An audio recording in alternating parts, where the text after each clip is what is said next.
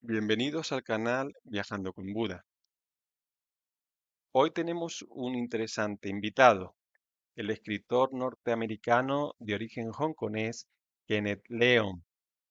Su bagaje científico y espiritual, junto a su experiencia vital entre Nueva York y Hong Kong, le permite ofrecernos una visión del budismo actual muy interesante, tanto en Occidente como en Asia. Actualmente está terminando de escribir su último libro, con título Lo que el Buda enseñó 2.0. Y es en este momento creativo cuando tenemos la oportunidad de entrevistarle. Hello, Ken. I'm really happy Hi, for having you here in this channel, yes, to yes. talk about Buddhism. Yeah, thank you very Eh, much for the opportunity. It's a real pleasure for me having you here. My first question: can you tell us a little about yourself, especially about your relationship with Buddhism? Yes, I'll be happy to. Yeah, I was brought up in Hong Kong, and I've lived there, until I was like 19 years old. And, by that time I came to America, for my advanced studies. So my exposure to Buddhism was even though that I was brought up in the Buddhist majority culture, it's Hong Kong is a very different place. I mean, where the East and the West meet. So we have a good mix of Christians, Buddhists, Taoists, so I think it was a very exciting place because, I mean, you get to see all different philosophies and different religions and the practices. So it is under in that kind of environment that my interest in Buddhism, developed. Um, and I attended basically an Anglican school, for middle school until high school. So I was quite familiar with Christian theology and the more progressive side of Christianity. But it wasn't really until I came to this country, which is the United States, that I had some in-depth, study of Buddhism, because I had much better teachers and personal friends. So even though that I read, the Heart Sutra and the Diamond Sutra when I was 19 years old, I didn't really understand a word of it, and it actually, as I told my friends, Buddhism, in a way, is philosophy and a religion for mature minds. So it took me until at least when I was like in my 40s before I have some real understanding of these Mahayana sutras. And then, and I was introduced to mindfulness meditation in the mid 90s. And I read, Vapola Rahula's book, which is What the Buddha Taught. And I think that was a critical point, because unless you have a sound foundation in Buddhist philosophy, it will be very, very difficult to really understand Mahayana Buddhism. So some basic concepts are very important, and that's something you cannot pick up from popular Buddhism, because especially for popular Buddhism in Hong Kong, it's really a mix of Buddhism and Confucianism and Taoism, and then some folk religions. So you really don't have you wouldn't have a solid grounding if you just follow popular Buddhism. So it took me some kind of really more like college level, and more scholarly kind of study, of Rahula's book before I have some sound understanding of Buddhism. And then, I basically studied the world religions all my life, and I'm already close to 70 years old. So, having this perspective also helps. I mean, to have some exposure to the different religions, including Christianity and Islam, Sufism and the mystics. I mean, it really helps me. So I believe that if you are just exposed to one particular religion or philosophy, you wouldn't be able to step back a little and have some kind of comparative study and gain a new perspective and understand your own religion better. So I think I've been benefited from this kind of interfaith and comparative kind of religious studies. Yeah. So Our first book, and your first book is about a comparison between Buddhism and Christianity, not? Is it? yes, and it all is also in the book. I also discuss the convergence or the parallels between Zen teachings and Jesus teachings. So it was a very productive experience for me, because I mean, not only do I get to write a book, but it also deepens my own understanding. That book took me about a year to write, so it is not. I did not write it as a popular book, but rather, I wrote it as a more or less like a spiritual experience, and I think the readers saw that. So in the end, it was translated into 5 international languages, and it won the book prize in Taiwan. Yeah, so yeah, I think it's important to do the serious work and try to learn something from the book writing experience. Okay, okay. And you will soon publish a new book titled What the Buddha Taught 2.0.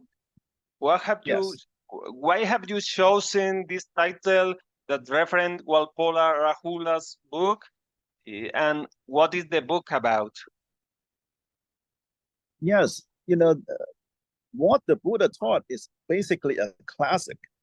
And as I understand it, I mean, it has been used globally, as an introductory book for the first course in a college level, Buddhism class. So, and I have been using it as my, more or less like my desk reference. It's my reference book when I'm preparing a talk or when I'm writing an article. It's my regular reference. So I've read the book maybe back to back for maybe 30 times already. And, but the material is rather dense. It's kind of like you're reading an advanced mathematics book. I mean, it would take, some very careful reading and reflections in order to get the full meaning. So because I have already done that, I try to share that with other people so that they can also benefit from it. And then if you're using it as a reference book, usually you would go to the reference section and look at the books which are cited, and the literature that is cited. But Rahula's book is very much dated. It's already 60 years old. So if you look at the references the author has provided, they are all using the what is called the PTS, which is the Polytext Society's publications, which is based in London. And these are rather expensive books. But today we have all these Buddhist canons readily available, which is free. You don't have to pay for it. So when I'm writing my own book, which is What the Buddha Taught 2.0, it's I try to give people easily accessible references. I'll give them a link, to a website, for example.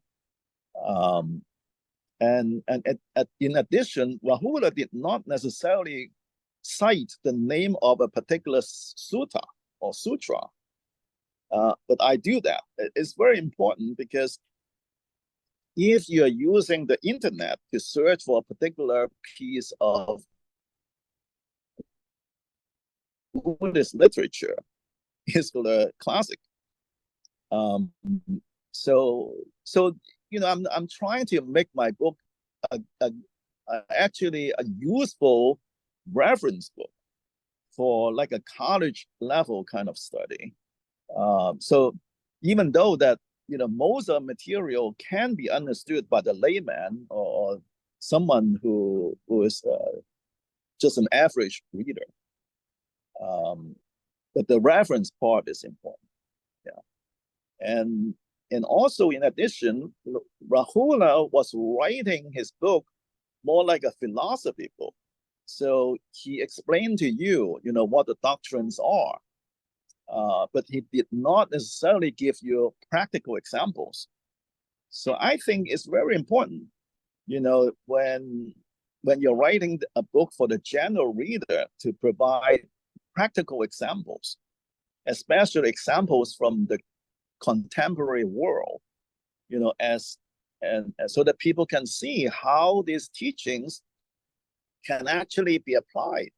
So it's not just theoretical, but rather there are real world applications. So I try to do that also.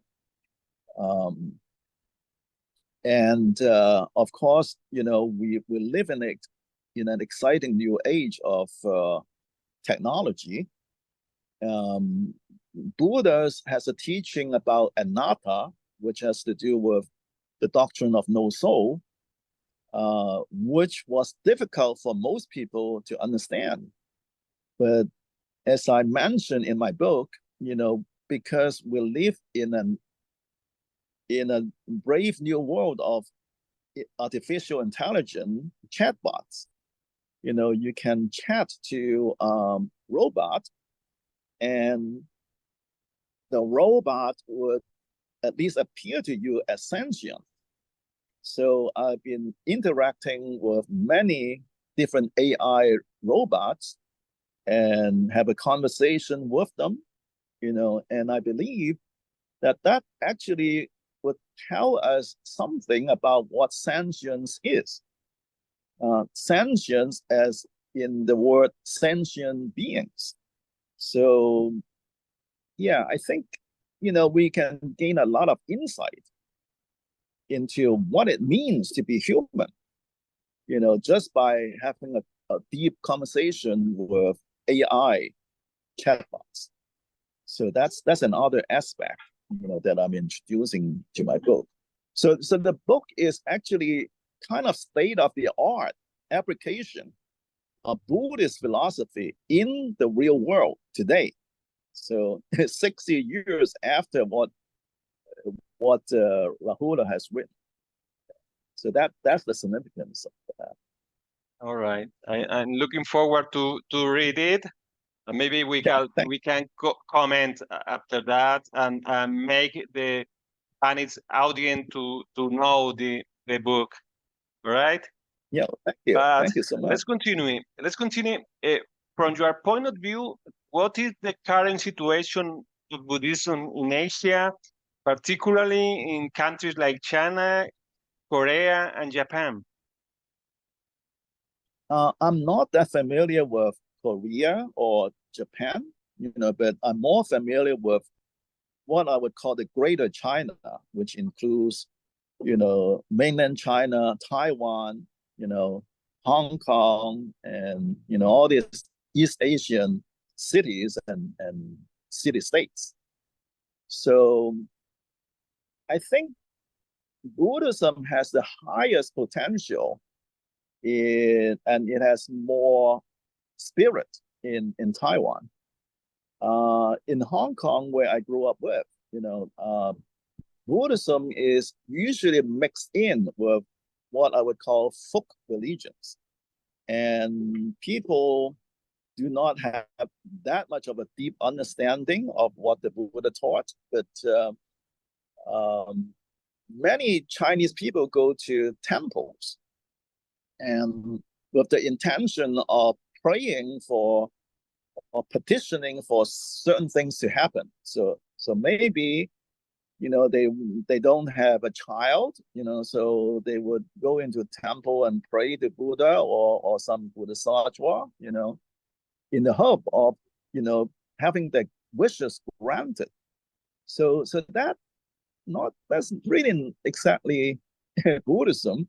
It's kind of like a mix, between Buddhism with folk religion. But I mean, most of the popular religion are like that. I mean, it's a way for us to petition to the gods and deities, in order to fulfill our personal needs. That's very much different from Buddha's original intention, which has to do with the ending of suffering. The ending of suffering requires a much different approach. And because Buddha taught that, one of the root cause of suffering has to do with our cravings and our various wants. So whether you can end your suffering has a lot to do with, how you manage your personal wants and desires. So Hong Kong is, as I told you, is kind of like a mix. Taiwan, on the other hand, has been able to come up with, several important developments, including Master Yin Sheng, who is more like a scholar monk, who has used a rather academic or scholarly approach to Buddhism. So he has published, many volumes of, scholarly work in Buddhism, and he has gained quite a bit of popularity among the Chinese people in Taiwan. So that's one, major development. And the other development has to do with a phenomenon which I call modern Zen. It's really, it was started by basically a young man who used a modern language to introduce Zen to the Chinese people. I mean, the Zen classics are actually very difficult to read. It was all written in classical Chinese, and it's not that accessible. But this Mr. Li, who is the founder of the modern Zen movement, he was able to use, a modern language that everybody can relate to introduce, the Zen philosophy and practice. And he had many followers. So I would say that, Taiwan is the place where Buddhism has some real potential and vitality.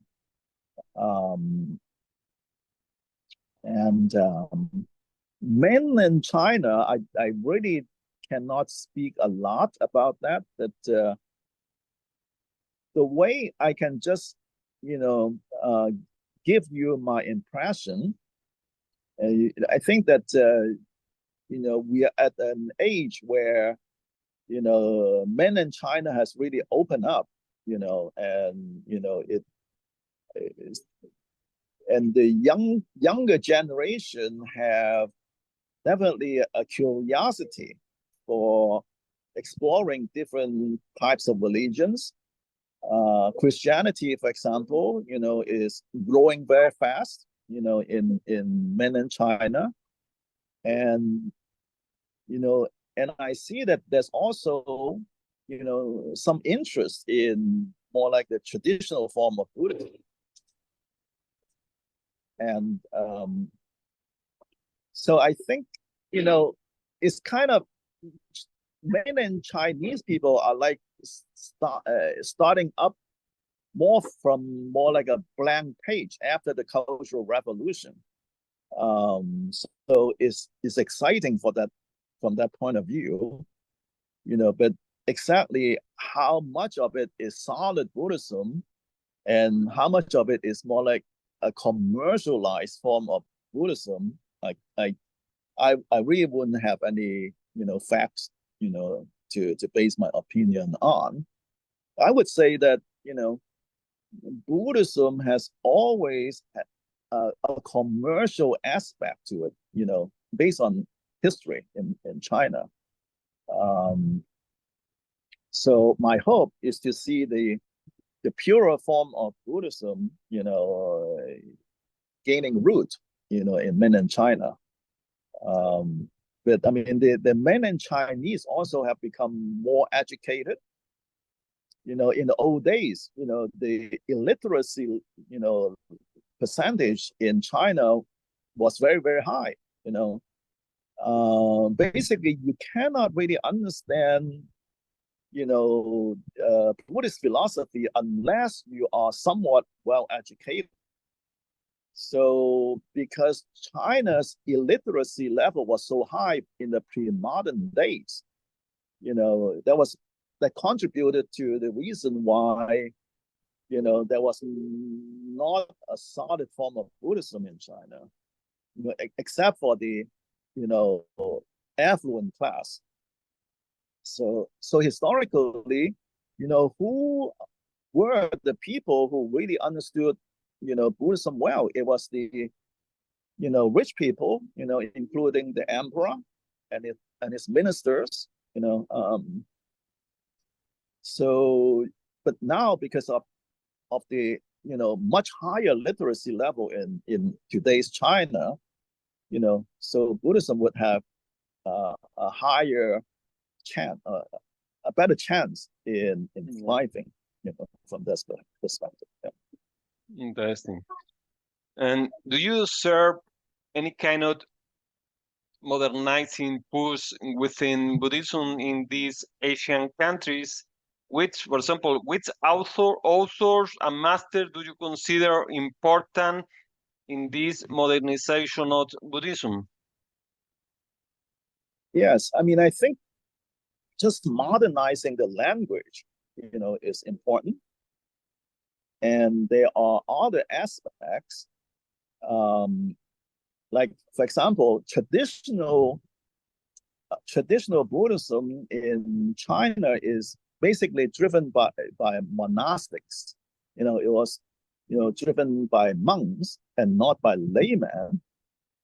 So I think having active lay people involvement is very important, and some level of secularization is also important. So because historically Buddhism has always had a very heavy ascetic root, asceticism. You understand what I'm saying? Yeah, of course. Yeah. So and that's how Buddhism is, has the image of being against pleasure, against entertainment, against many things. So you cannot really expect Buddhism to thrive in today's society unless it's somewhat secularized and become less ascetic. Yeah. So I think, there's work to be done there, and then the Buddhist philosophy is very deep. We also need better writers, who are able to translate, these, very deep philosophical concepts into layman terms. For example, using stories, I mean, as I can see in America, for example, there are some very popular TV shows which are already incorporating some of the Buddhist concepts into the shows. So, for example, Westworld is one of the popular, TV shows, which you can watch on the, I think it was Max, and then there's also Black Mirror, and many popular shows. You can see, the world has been globalizing. So Buddhist teachings is being gradually absorbed into the popular culture, and I see it as a very, very, very exciting development. So even when I'm writing my book, I mean, I try to use some episodes from these popular TV shows, because it's easier for young people to relate to. Yeah. Yeah.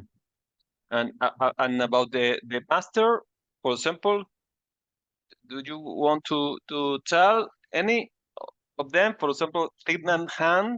Yes. Master Thich Nhat Hanh has a gift, he has a gift in writing.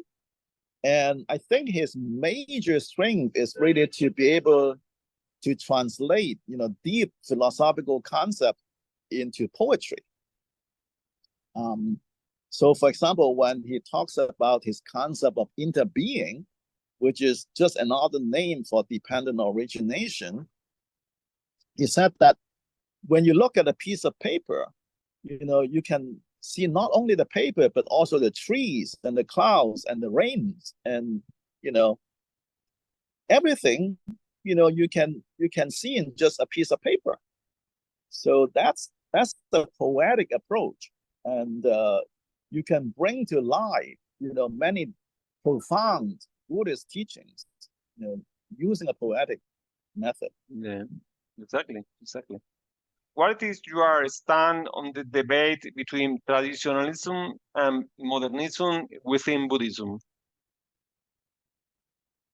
Yes, historically, the modernization movement started in the early 20th century in China, and it was very poorly received.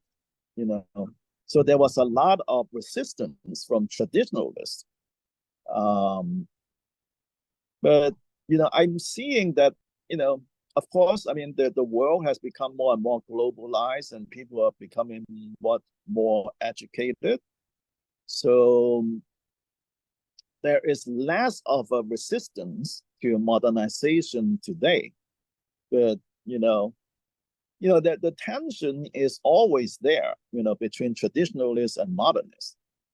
I think what I would suggest is that instead of, the traditionalists and the modernists viewing each other as enemies, we can look at them as some kind of creative tension in which new things can come out of it. I mean, it's actually good to have this kind of tension, even though that you have opposites. Having opposites is like the yin and the yang. Unless you have the yin and the yang, it will be a very boring place. Just imagine everything stays the same. There will be no new development, and there's no vitality.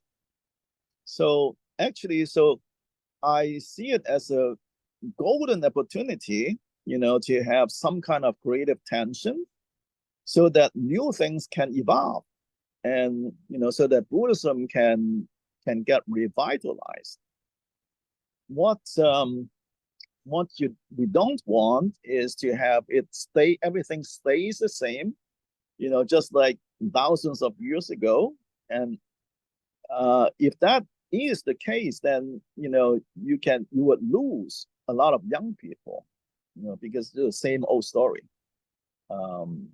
So I think both sides would have to take a different view of the matter of things. If you view it as a win-win situation, then something productive can come out of it. All right, all right. I read this idea in your chapter, the chapter you sent me, and I think it's very Yes. interesting. Yes, I like the idea Yeah. about Yeah. this tension to evolve anything, but in this case, the Buddhism. We don't have to see both sides as oppositive.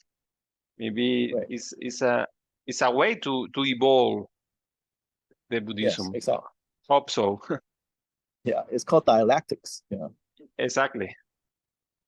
And Ken, what is your vision of Buddhism in the West? Do you think Buddhism in the West should remain anchored to traditional Asian ideas, or should it be more independent? I definitely would think that it's better for Western Buddhism to be independent, even though that it got ideas from the tradition, because each culture is different and each society is different. And as Buddhism spread globally, I mean, it has always taken on the local colors. So, for example, when Buddhism traveled to China, it took on the Chinese colors. And when it traveled to Tibet or Japan or Korea, it always took on the local colors. So there's nothing wrong with a localized version of Buddhism, and I think that's the way that things are, naturally. So it's clear your opinion. I agree. I think Buddhism in the West has a like a new opportunity, a new Yes, yeah, kind of view uh, to look back to the old canon pali and to evolve. I think it's the best option to evolve to be in this century. So we exactly. all right. A topic that interests me is the issue of ritual and supernatural belief in Asian Buddhism. What play do you what play do this aspect had in Buddhism in the West? I think actually, I touched on that a little earlier. In China, for example, the earliest Chinese religion is some kind of shamanism. Shamanism. Yes, of course. Yeah. So people approach religion as some kind of a cosmic vending machine. Yeah. You give the god something and you get something in return. So, and unfortunately, people are stuck with that kind of mindset. But it's not healthy for Buddhism, and it defeats the purpose of Buddhism, because one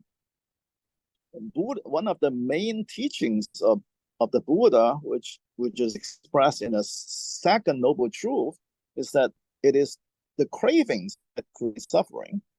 So if you don't manage, you don't understand your desires and your cravings, then you can create a lot of suffering for yourself. So, that's my attitude towards rituals and the supernatural aspects of rituals. I don't think it should be, I mean, that's not the focus of Buddhism. Buddha has stated rather clearly that his main interest, his main mission is to end suffering. And the ending of suffering cannot be achieved through this kind of supernatural means, even if we assume that this supernatural powers actually works.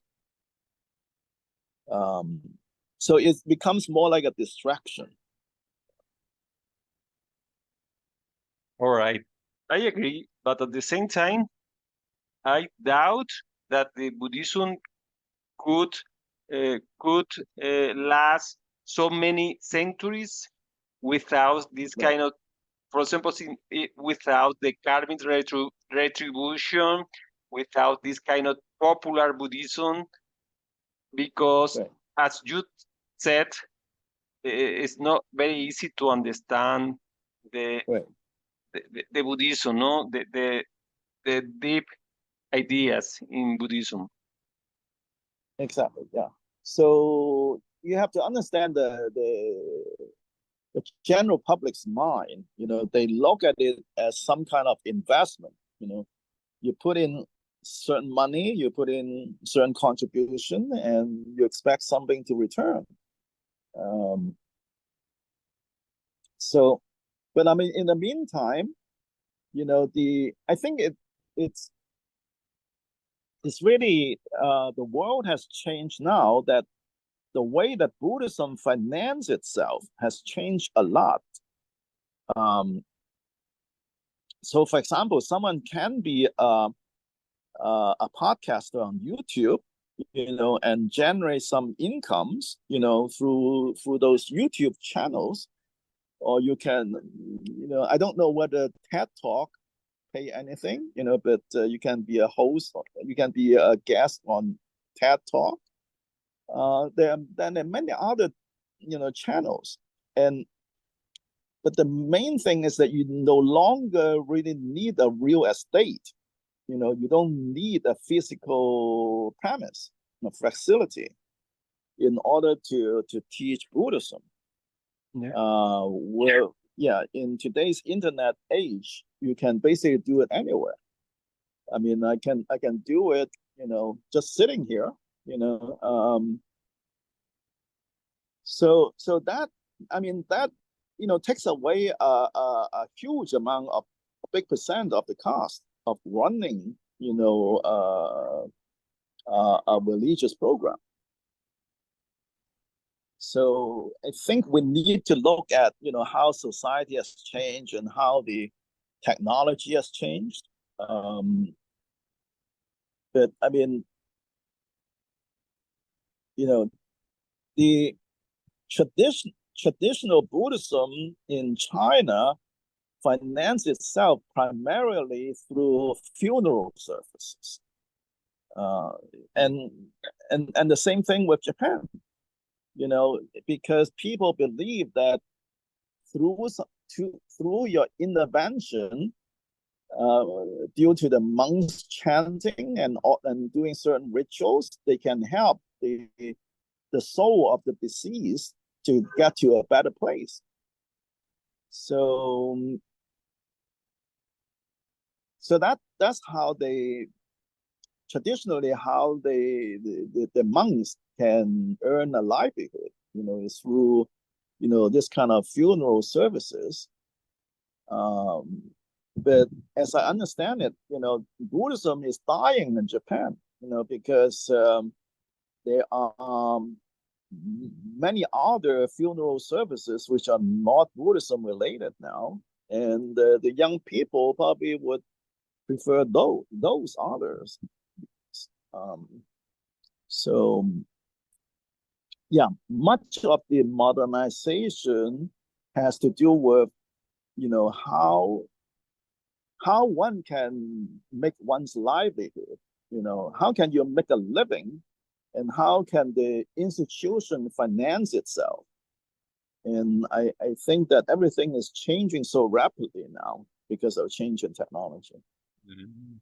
luckily, I don't have to make a living with Buddhism. I think it's Yeah. to be very difficult. Anyway, we can continue with the next question. Is changing a little bit about the topic. It is a widespread belief that Buddhism is the religion most aligned with science. What is your view of this? What are the risks of a view of Buddhism that is too closely aligned with rationality and science? Yes, that's a very great question, and it dates back to the earliest days. Because what are the most revolutionary thinking of the Buddha? I think it has to do with two things. One is that Buddha taught that there's no soul and there's no self. Okay, that goes against basically any mainstream religion, right? Because almost all of the world religions believe that there's a soul and there's an afterlife. Buddha did not teach that. And the other thing is the notion of dependent origination, which basically says that we live in an interconnected world, where everything depends on every other thing. So that's how the world arises, and that's how the different phenomena arise. It is based on this kind of mutual dependence.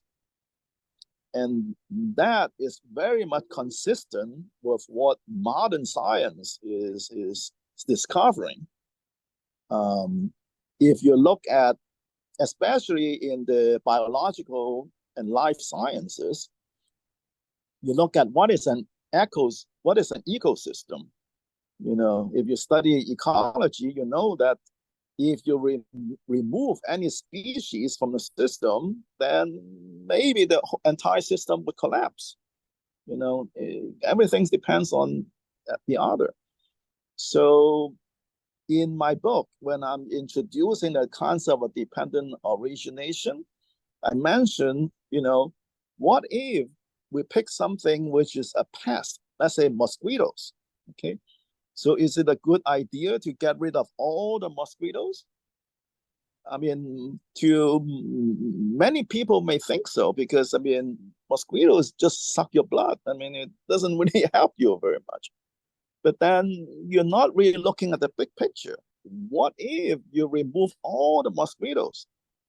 Then you have to look at what are the animals that eat mosquitoes. And, so because mosquitoes is in the food chain, So if you remove the mosquitoes, then maybe the birds would not have much to eat. Maybe the bats would, run out of food. So you have to look at the big picture. So dependent origination is surprisingly modern and surprisingly, integrated with modern science. And it also agrees with quantum mechanics. So you cannot have anything more scientific than Buddhism. And Buddha knew all that 2,500 years ago. It's just absolutely mind-boggling, So I think actually Buddha's contribution is very highly significant in this sense, which is that Buddha was a pre-modern modern. His ideas are so advanced of his age that it only finds great resonance right now, over 2,500 years later. Also, what we can hear from neuroscience now is not very different from what Buddha said a long time ago. It's not very different about the self. So I think the best way to introduce Buddhism to young people is to use a scientific language. because even elementary school kids, they understand the importance of the ecosystem. They understand ecology. Exactly. They understand environmental science. So in this sense, it's very easy to teach Buddhism. You teach it not as a religion, but as a worldview. And you can also teach it as what the Dalai Lama called the education of the heart. Education of the heart is to understand what is the source of suffering and what's the source of happiness. So in that sense, Buddhism is highly relevant to the modern world and is extremely important. All right. Western Buddhists often have a more progressive political view than Asian Buddhists. Why do you think this happened? It's actually, you can understand it from a socio-economical point of view. It has to do with what socio-economic class, is the most significant sector in Buddhism. So in the United States, who were the earlier people who were very much into Buddhism? It has to be to do with the social elite, basically scholars, and people, with, from a well-to-do kind of background, and it's the same thing with when was Zen Buddhism most popular in China? It was, it was not popular among the peasants, not popular among the lower, social classes. It was essentially understood and popularized by the elite, scholars, artists, poets, the emperor and his ministers, so it depends on how, the demographics really. The more educated people, the more educated the people are, the more progressive they tend to be. That's my general observation. All right. Yeah, because the more educated you are, then the more you understand the factors that contribute to poverty.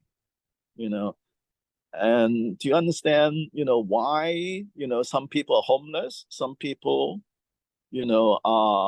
seem to be, not doing anything. And it's basically has a lot to do with educational level. All right. And what do you think this about the situation of Buddhism in Asia and the West, for example, in 50 years? How will be? Buddhism has much more vitality in the West, primarily because, first of all, it has certain novelty value, because most people in America, they are cultural Christians. So Buddhism is kind of like a novelty to them. And it doesn't carry the same baggage that Christianity carries. But in Asia, it's quite the opposite, So in Asia, Buddhism is kind of like the historical baggage, but Christianity becomes a novelty in China. So the picture is a complete opposite. So my prediction is that Christianity has much better future in Asia, whereas Buddhism has much better future in the West. So it is a complete opposites. Yeah. Interesting. Okay, we will see. We will see. I hope we can see it also. I hope that I can still live to see it. Okay. Ken, thank you very much. Thank you very much for this interesting conversation. I feel lucky, for having you here in this channel, for having somebody who knows so much about Buddhism. Hope we can talk again about this interesting topic. Right. Yeah, I look forward to it, and thank you for the opportunity. Thank you. Yeah. Okay. Bye. Bye. Bye.